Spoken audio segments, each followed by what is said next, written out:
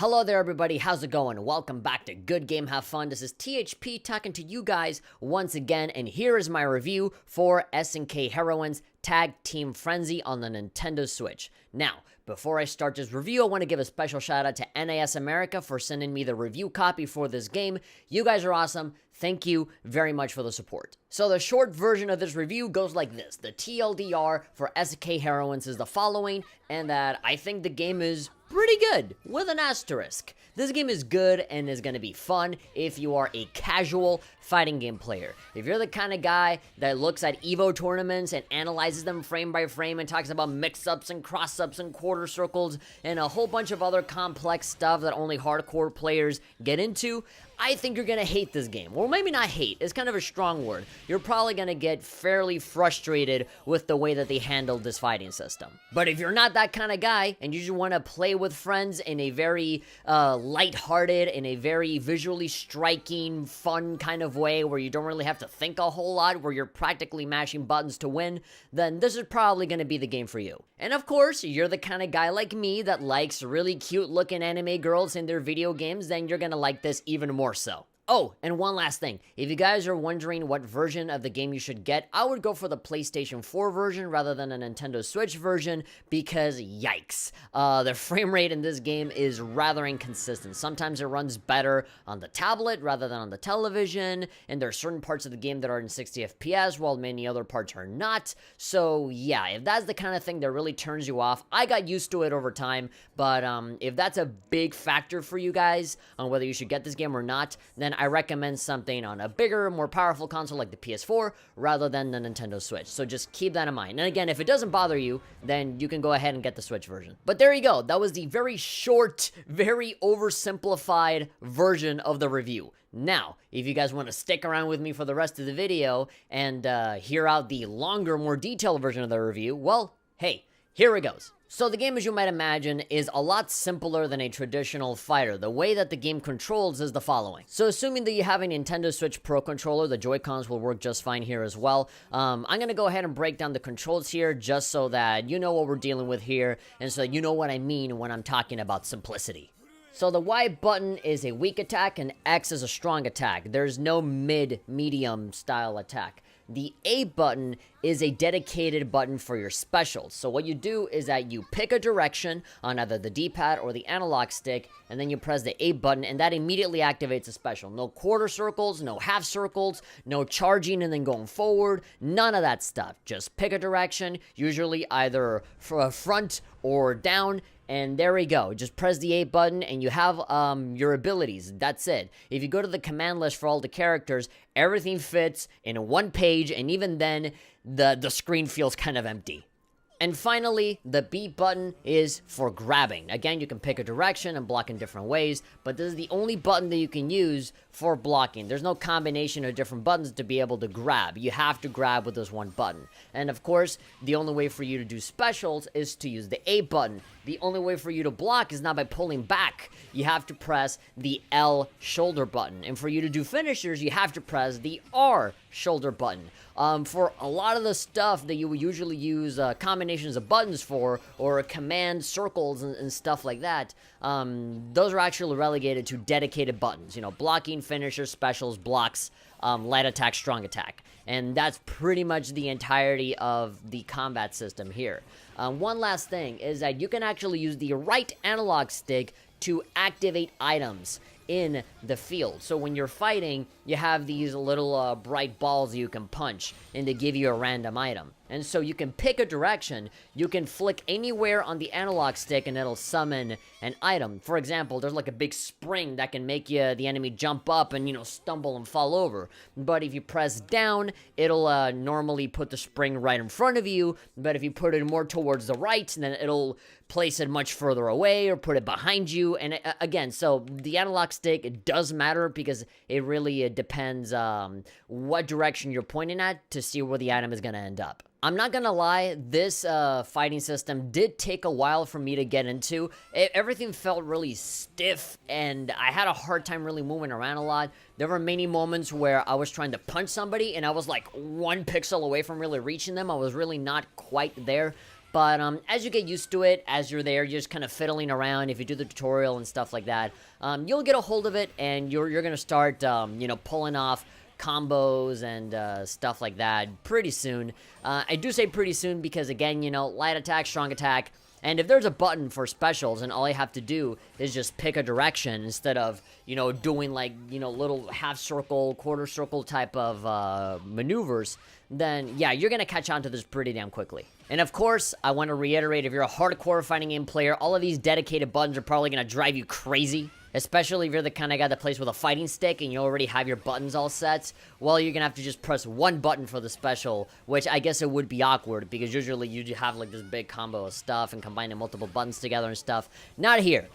Pretty much everything you need can usually be done with a one button press. So that's how simple we're talking here. If you have played the game Pocket Rumble, then you essentially know how this game controls as well. I would say that the combat is so simplistic that it actually lacks in a bunch of areas. For example, this game does not have any crouching in any way at all. That's right, none of the characters can crouch, which means that there are no low attacks or anything like that. You can jump and do aerial attacks and aerial finishers and stuff like that, but no crouching whatsoever. Down to the D-pad, down to the stick, completely useless. It doesn't do anything, which I find really odd. I don't know how this combat system gains anything out of taking away crouching. But other than the controls, there are other things to talk about, like the interface and your meters and all that stuff. So this is a tag team game, 2-on-2. Everybody shares the same health. You don't refill, or the characters don't have their own individual health. It's all just one health bar. And there's also another meter that is right next to the health bar. So like imagine this one big long bar and it's split in half. One half is your meter for your specials, and the other half is your life. And so it's almost like a tug of war kind of thing. So the less health you have, the more space your special meter has to fill up. So you can have a very small amount of health, but the meter for your specials keep getting longer and longer and longer. And so you can kind of turn the tables by spamming a bunch of specials, because now you have a lot of meter to be able to do so. And on the other hand, you don't really have a lot of meter for specials if you are on full health. And this can either go either way, in favor or not in your favor, because there are items in the field that can be poisonous, that drain away your health, or you can have these green bottles that give your health back. So it's almost like a risk-reward kind of system, right? Do you deliberately want to hurt yourself so you have a lot of meter to just spam a whole bunch of special attacks? Or do you want to, have a lot of life and sort of tank a bunch of attacks, and it's like, oh, hey, I want to keep this item to heal myself, whenever I'm in an emergency, I can just heal myself, and there we go, I'm good. I can last longer. I may not have as much meter, but I'm still alive. One thing that is separate between the two characters is not the health, but rather the special meter. So there might be many moments where you're about to win the match, and as I said, with the R button, you have your finisher attacks, and the only way for you to win a match is for you to do a finisher. That's how you have to end the fight. Whenever you are done with an enemy's health, when it's down to 0, they're just there dizzy, and they eventually recover and they fight again, but again, they have no health, so you can just punch them up again and they get dizzy again, and almost like a Mortal Kombat style finish them kind of thing, except that they don't fall over after a certain amount of time. They just stay there, and the only way for you to win is to do the finisher. And so you have to build up a lot of meter to be able to do that. So what would happen for most of my playthroughs is that my character has like no meter, but I can switch to my other character, which does have a lot of meter accumulated, and then you finish it off, and that's how it goes. But again, you do share health between both characters, but you don't share your special meter. That's individual. In fact, if you want to chain a series of specials, then I think there is some strategy to be had in combining certain characters together, and then just doing a bunch of specials with one character, and then immediately switching to another character that has a full meter, and then do more specials, and just kind of, bouncing from one to the other as one character refills as you're using another one. So there is some stuff to it. You just have to play around and experiment. Don't let the very, very simple controls kind of make you shy away from this game. There are some pretty sick moments that I've seen with the more intelligent AI in the game,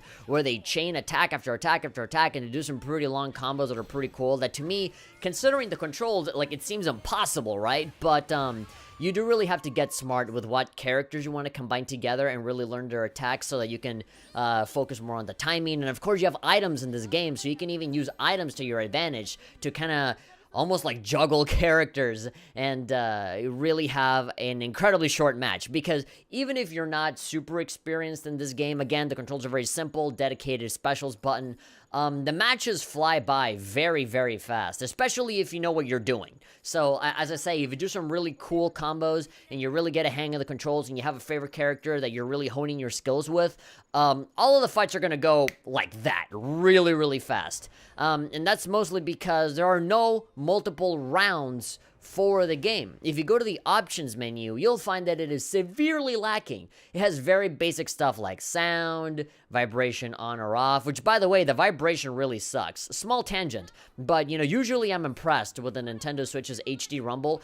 This Rumble sucks. It feels very hollow. It feels very, just slapped together. Usually when I play something like Octopath Traveler, it feels like there's some haptic feedback, there's detail and love put into the Rumble. But here, it sounds like the Rumble on a PlayStation 2 controller. It just sounds like a vibration, and not necessarily like a particular Rumble done with any kind of love and care. Not only that, but the game loves to rumble at seemingly random moments. 90% of the time, no, like 95% of the time, I would say. The controller is completely silent. There's no vibration out of it whatsoever. But I guess during counters and with certain finishers, sometimes it rumbles and sometimes it doesn't. Hopefully this gets fixed with a patch or something, because the rumble is seemingly random. Like, I cannot till this day tell you when the controller is supposed to rumble and when it's not. I feel like they could have taken advantage of, having like punches and taking damage, be a part of the rumble, but it just feels really shallow, really hollow, very like slapped together. It is not a good thing. This rumble is severely lacking. Just like the options screen, which let me get back to that. So it has very basic stuff like music, difficulty, brightness on the screen and stuff like that. But there's no option for you to change the number of rounds that you want to go for in a fight, which to me sounds ridiculous. That's like basic stuff that a fighting game should have, but it doesn't. And so with the regular fights that you're forced to have because you can't change the number of rounds, it's only just one round. Whenever the health bar goes away, that's it. You win, and the victory screen shows up, and you got to do a rematch. Which is why I would argue that the best, most fun you will ever have in this game is with the survival mode that is in SNK Heroines. Survival mode is exactly what it sounds like. You get constant fights all the time until you survive all the way to the end, and you get a bunch of money with that, which you can use to buy costumes. I say is the biggest amount of fun to have because on the story mode and in verses and stuff like that, all of it is just one round. And if you know what you're doing with this very simplistic system, these fights will be over in like 5 seconds. Like, not even joking. Like, you can get through these fights very, very quickly. And so there's no flow to it. There's no flow to the combat. There's no like getting back into it. You gotta go through some menus and wait and then get back into another fight, which is really frustrating and really bothersome. So if you want to get like constant, continuous fighting with a better flow and a better transition to it, the survival mode is the mode for you, because it's just fight after fight after fight after fight, and they're pretty fast from going from one fight and to the other, as opposed to story mode that has like these really stupid cutscenes or verses where you have to click rematch. I have no idea why they would not let you customize the amount of rounds that you could have in a match. But anyway, I'm kind of digressing. Before I start really crapping on the game, let me talk about the stuff that I did like. So even though this might piss a lot of people off or frustrate some people with the very simplistic controls, I do feel like this is a very accessible game, a game that a lot of people are going to be able to get into because it's so super duper easy to understand, and the tutorial is very easy to understand as well.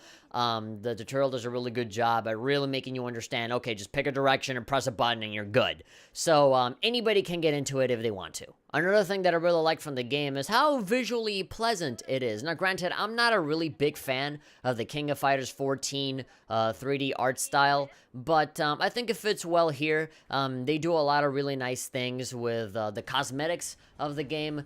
Every single girl in the cast that punches, they have like a weird effect, you know, like Athena has like stars and little teddy bears and stuff like that, while other characters have leet speak and emojis. Other characters like Leona has like vegetables and carrots flying around whenever they punch somebody, which is a nice little gag. Obviously, Terry Bogard, you know, female Terry Bogard, whenever he does, well, he/she does a finisher, you can see like Final Fight arcade machines flying around on the stage. It's really fun. It is really cool attention to detail, and I do appreciate it. Those visual effects, along with the items and just the chaotic nature of the fighting, because it's so easy to pull off all of these moves, it is very entertaining to watch. It almost feels like Super Smash Brothers, where you have, you know, items and, you know, just 2 attack buttons and dedicated attack buttons for other stuff, like for blocking and whatever. So, yeah, it is very Smash Brothers-like in that aspect. On top of that, you can customize the look of your character. Everybody has 3 different costumes, but on top of that, you can purchase a bunch of different accessories for a head, like glasses, ribbons, masks, things on your shoes, things on your wrist, little pixelated characters on your wrist or whatever. It really is chock full of stuff, and no microtransactions or anything like that. All of it, you get it with coins that you get by just playing in the game. You can use this fake money to customize a whole bunch of stuff in your girl.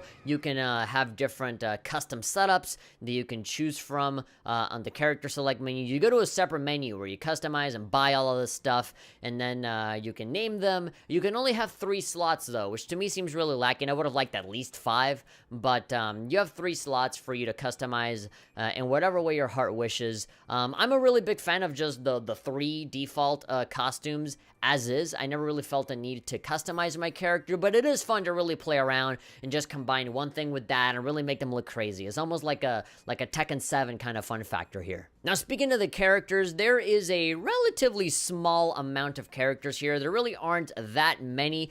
It's an all-female cast, of course, very Arcana Heart, but they're all really fun to play with, despite how simple the controls are. Everybody has their own different way of playing. It's not super duper vastly different, but it's different enough, especially when you have a dedicated button for your specials. Then all of the specials are fairly different. There are some girls that, you know, do grabs. There are some girls that are faster or slower. Some of them have projectiles, some of them don't.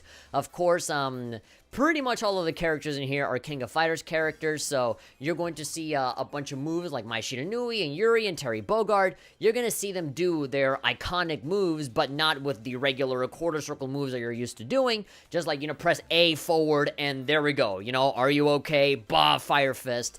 And that, you know, is a much easier way of pulling off all of these iconic moves that you've come to know and love. When I stop and think about it, I really do enjoy this game quite a bit. You know, the controls are very simple. That might turn a lot of people off, but that might actually turn on a lot of people that don't really want to think too deeply when it comes to their fighting games. It is very accessible. It is very easy to understand, especially if you go through the tutorial. The visual effects are very entertaining to watch, especially with people like Terry Bogard and people that do, like, you know, references and callbacks to different things. The costumes and customizing the character look is very fun to get into. I love that you can just buy everything with fake in-game money, no microtransactions here at all. I love that. All of the characters I found very fun to play with, and adding items onto the fray, I think adds another level of just kind of thinking things through ahead of time when you're fighting.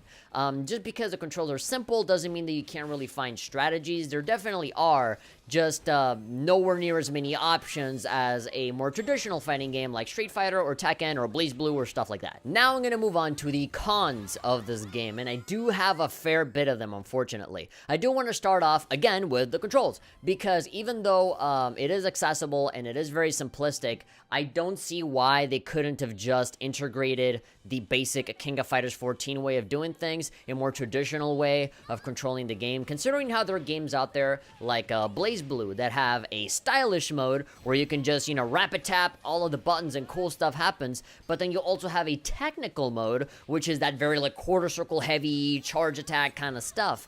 Considering there are games that allow you to do both, I don't see why this game should force me to do only one way. I think this game would have benefited a lot more if they give you the option of doing both. So that's one thing. The second thing is a very Nintendo Switch specific thing, which is the frame rate. The frame rate on the Switch version, I have not played the PS4 version, but based on what I've played of the Switch version, it is very, very rough.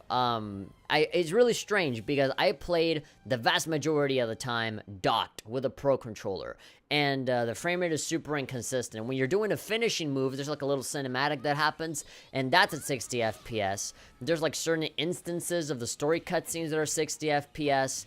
But other than that, everything is at 30 or even lower than 30. But I do want to say this is specifically for docked mode. Strangely enough, I was playing this game for a little bit on tablet mode, and it ran better? Like, there were many moments where I was going on a regular fight, and the game was actually running at 60. Not all of the time, just in certain instances. But on tablet mode, it was running on 60 more often than it was on docked mode. Usually is the other way around. Usually the Switch games that I play run better when I have them on the dock, and they run worse on the tablet. So for a game like this to be the other way around is a little odd for me. But either way, no matter in what place you're playing it, docked or undocked, it is still going to be fairly inconsistent. You're going to have the moments where it goes from 60 to 30 to sub 30.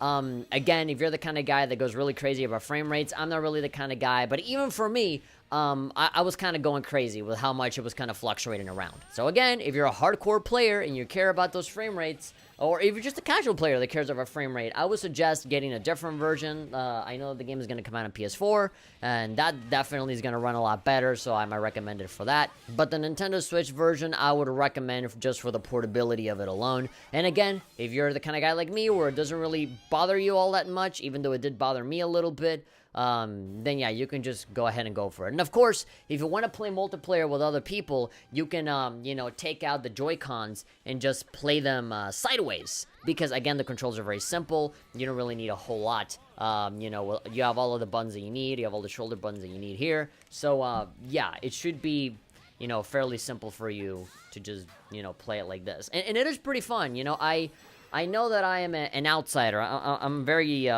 know, weird when it comes to playing with the Joy-Con sideways. A lot of people don't like it. I personally do enjoy playing with the Joy-Con sideways. And so, if you do enjoy playing sideways, you can, you know, take both of these apart, and you can have two-player battles with sideways Joy-Cons locally. But obviously, if you can afford it, I do highly, highly, highly recommend the Nintendo Switch Pro Controller. So I have bullet points here on my computer laying out a bunch of stuff, you know, for pros and cons for the game that I have written down here. And so the next one is something that I've already covered. The combat mechanics are way too simplistic. They don't really lend themselves to a lot of complexity, or at least a lot of options that you would come to expect from other fighting games. You know, no crouching, for example, so no low attacks, no medium attack, a dedicated block button, dedicated special, dedicated finisher.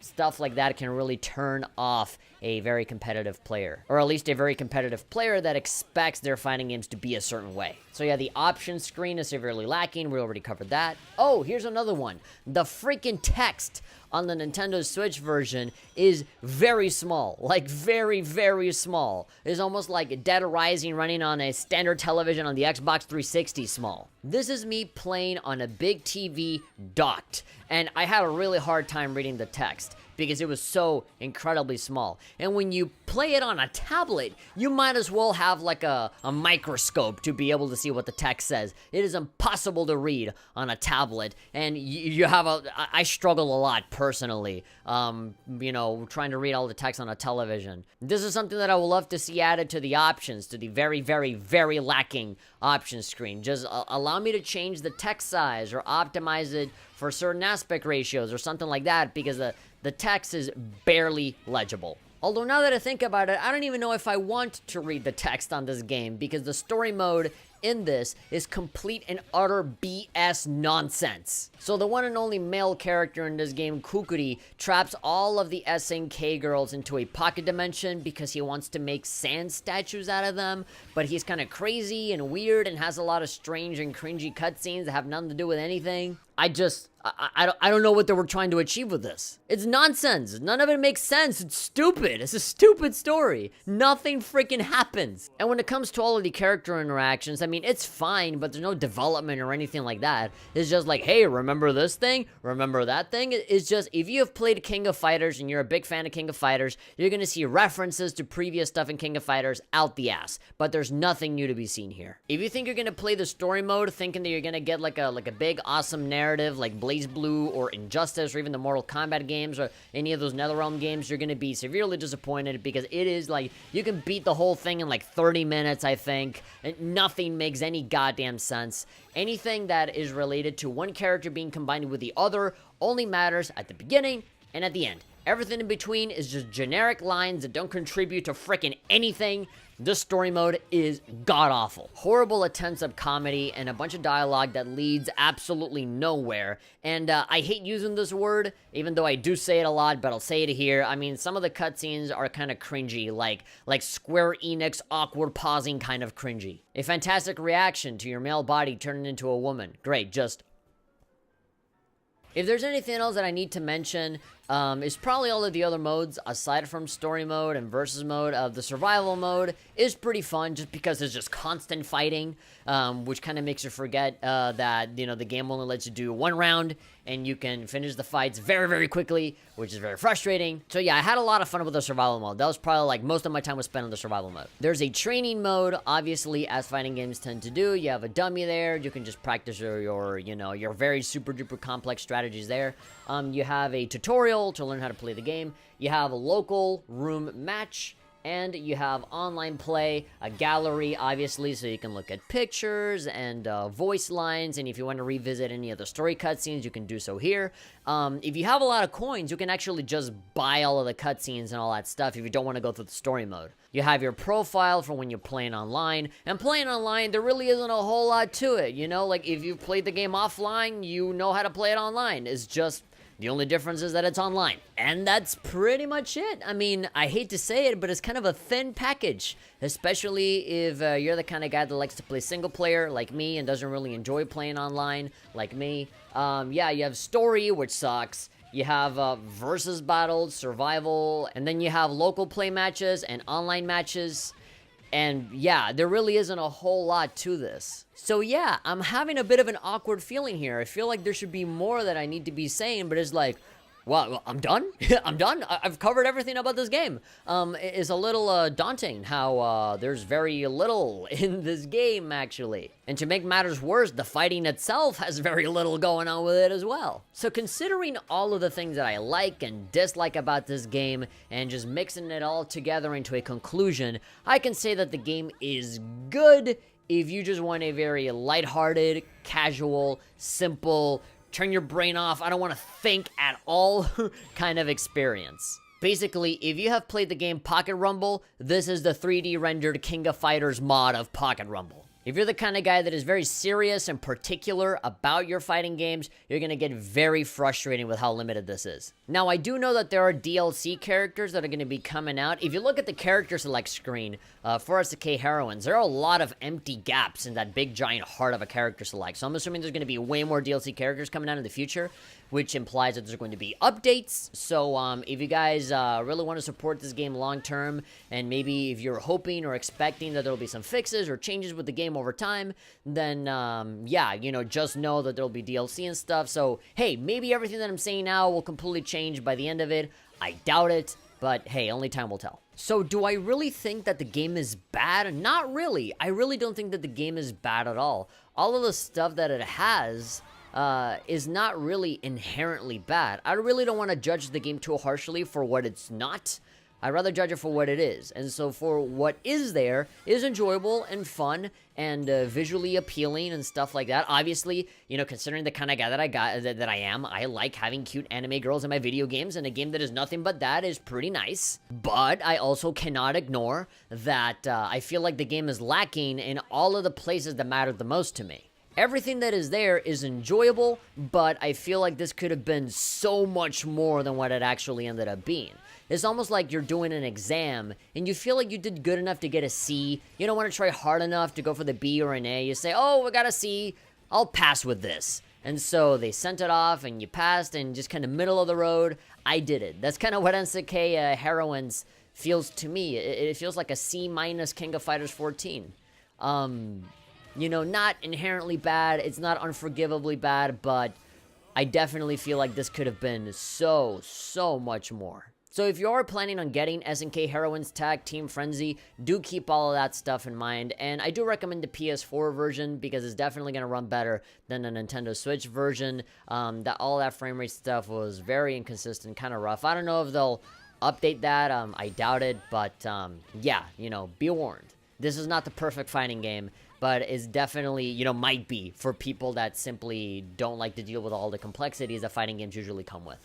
So there you go, that's my review for SNK Heroines Tag Team Frenzy. My opinion is kind of on the middle, gearing more towards the positive, but just slightly more towards the positive. If you guys enjoyed this video, of course, you can give me a like, you can comment, subscribe, hit that bell icon, and all social media links are down in the description in case you're interested in anything of that sort. And yeah, I'm out. Thank you for watching, and I will see you guys next time for some more video game reviews, news, commentary stuff. And of course, again, thank you to NIS America for giving me the review code. None of this would be possible without your support, so thank you.